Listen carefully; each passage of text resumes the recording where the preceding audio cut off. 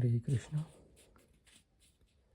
So in the previous video, we finished the 6th chapter, the Dhyana Yoga, which mainly revolved around Dhyana Yoga and different types of yoga practices. Right. So from this we'll start the 7th chapter, knowledge of the Absolute.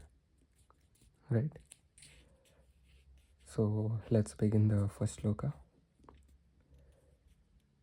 Shri Bhagavan Vacha Maya Sakta Manah Partha Yogam Yunjanmad Ashrayah Asamshayam Samagram Mam Yatha Jnasyasi Tachranu. I'll read it once again. Shri Bhagavan Vacha Maya Sakta Manah Partha Yogam Yunjanmad Ashrayah Asamshayam Samagram Mam Yatha Jnasyasi Tachrana.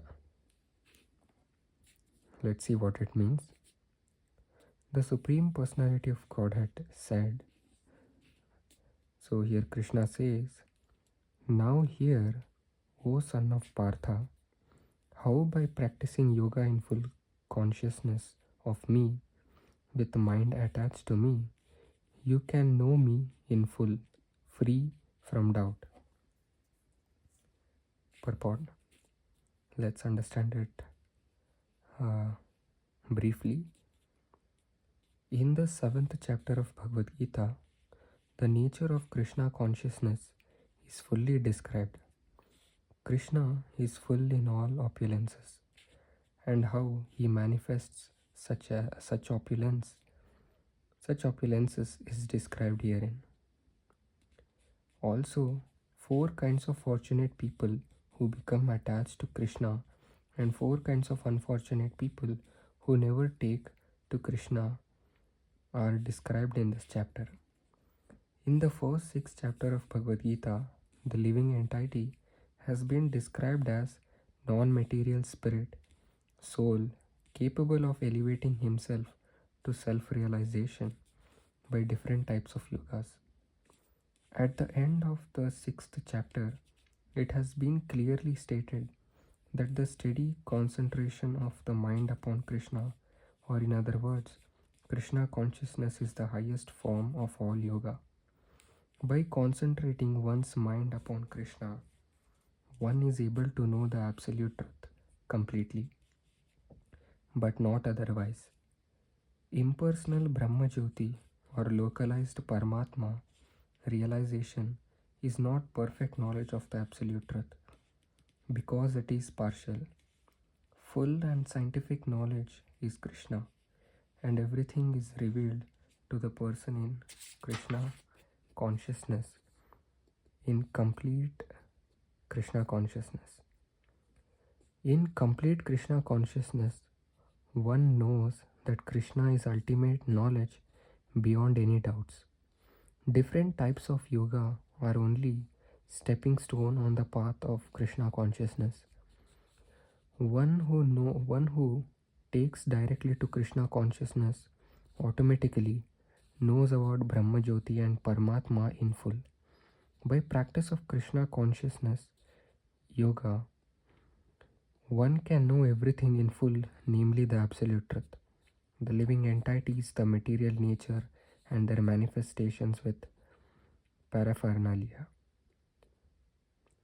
One should therefore begin yoga practice as directed in the last verse of the 6th chapter.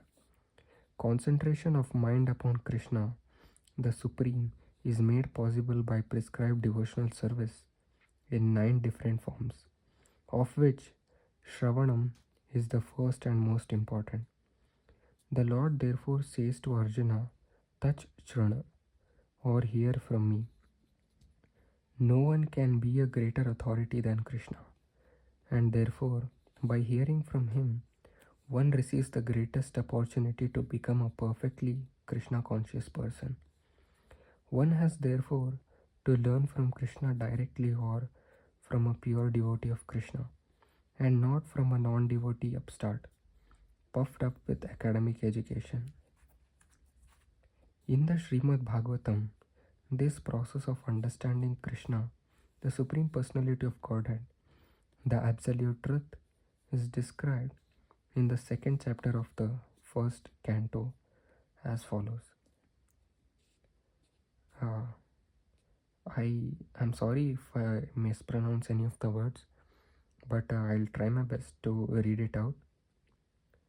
Shrinvatam sva kathaah Krishnaah punyashravana kirtanaah hridaya antah stho hya abhadrani vidhunoti surta satam nashta prayeshva abhadreshu nityam bhagavata sevaya भागवत्या उत्तमश्लोके भक्तिर्भवति नैस्थिकी तदा रजस्तमो भावाः काम लोभादयश्च ये चेता एतैरनाविद्धं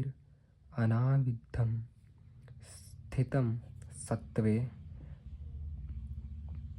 प्रसीदति एवं प्रसन्ना मनसो भगवद्भक्तियोगतः भगवत तत्व विज्ञानम मुक्त संगस्य जायते भेद्यते हृदया ग्रांथिस चिद्यन्ते सर्व संशयाः क्षीयन्ते चास्य कर्माणि दृष्टा एवात्मनीश्वरे. To hear about Krishna from Vedic literatures or to hear from him directly through the Bhagavad Gita is itself righteous activity. And for one who hears about Krishna, Lord Krishna, who is dwelling in everyone's heart, acts as a best wishing friend and purifies the devotee who constantly engages in hearing of him. In this way, a devotee naturally develops his dormant transcendental knowledge. As he hears more about Krishna from the Bhagavatam and from the devotees, he becomes fixed in the devotional service of the Lord.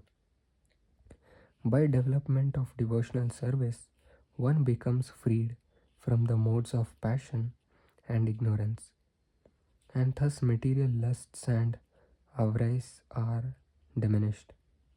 When these impurities are wiped away, the candidate remains steady in his position of pure goodness, becomes enlivened by devotional service, and understands the science of God perfectly. Thus, Bhakti Yoga severs the hard knot of material affection and enables one to come at once to the stage of asamshayam samagram, understanding the supreme absolute truth, personality of Godhead. Therefore, only by hearing from Krishna or from his devotee in Krishna consciousness can one understand the science of Krishna. Till the next Shloka, Hare Krishna.